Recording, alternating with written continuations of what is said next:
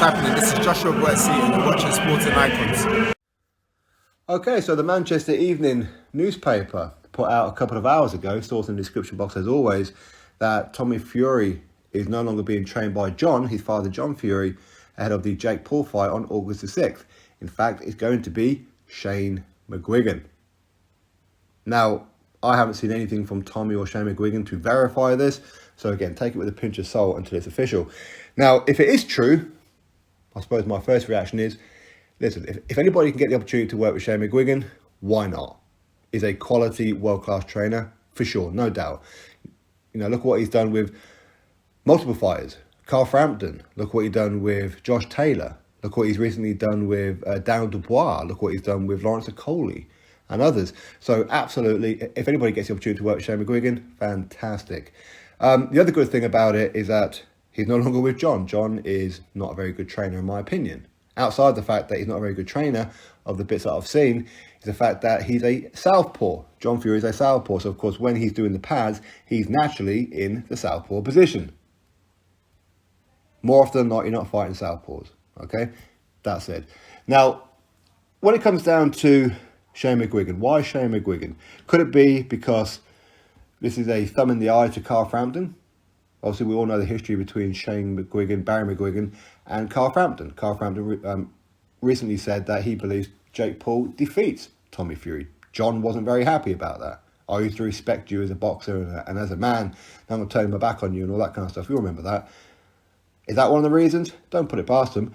But there is something else as well, which is, now I don't know anything about this whole Daniel Kinahan situation. I know nothing about it.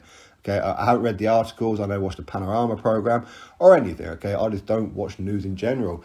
But what I have heard is that obviously there was a Panorama program, and within this program, when they're talking about Daniel Kinahan and whatever else it is that they're talking about, Barry McGuigan was apparently in this program. I said I haven't seen it, but I heard something along the lines of, he said that Kinahan is a dangerous man and people are intimidated to speak out, and people in Ireland know all about it and whatever else goes. Basically, not painting Daniel Kinahan in a very nice way.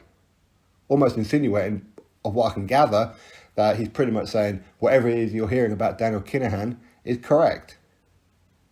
So Barry McGuigan being Shane McGuigan's dad is a bit of a strange concoction in the fact that Tommy can't be there in America with his brother Tyson. Tyson is currently banned from traveling to America. Why? Because of Tyson's relationship with Daniel Kinahan. Now, John Fury, he can't go to America, obviously, because of his previous criminal conviction, but also he's good friends with Daniel Kinahan as well, apparently. Do you see what I'm getting at? It's definitely weird. Definitely weird. But that said, can Shane McGuigan bring anything out of Tommy Fury that can make him look good against Jake Paul? Well, Shane's done wonders with quite a few fighters, but unfortunately, there's not a lot of time for him to work with Tommy. This fight is August the 6th, so we're only, 5-6 weeks away? Not too much time. Really not too much time. Currently, when we look at Tommy's fight, he's not even going to be an area champion, let alone an English or a British or a European, and definitely not a world. You wouldn't have thought. Okay, but again, is that down to John Fury's training? Makes him look poor? Maybe. But again, we can look at, say, Tyson. Tyson's a phenomenal boxer. He's a masterful boxer. He is. But that, in part, is down to Tyson's uncles, Peter and Huey. Obviously, he was with Huey for a huge chunk of the first part of his career.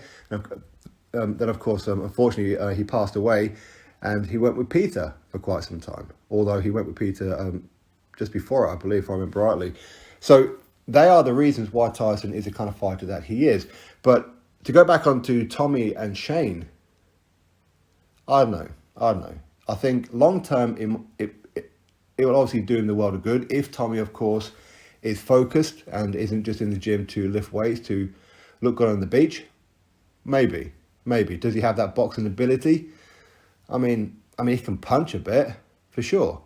But what's his chin like? If Jake Paul catches him on that chin, don't be surprised if Tommy Fury goes down and don't get back up again. Has Shane only accepted this role just because, firstly, he can get into America, no problem, get a free trip to America and get a nice little payday out of it. Because obviously Tommy's getting 2 million. I mean, quite how he's worth 2 million in this fight is beyond me. He's got a big following on social media, and a lot of that is down to the fact people like that program, Love Island. Not something I've ever watched, but do those same people watch him box? No, that's why he's been an undercard fighter. Anyway, listen, that's my thoughts. You drop me yours, click thumbs up, subscribe. Catch you next video.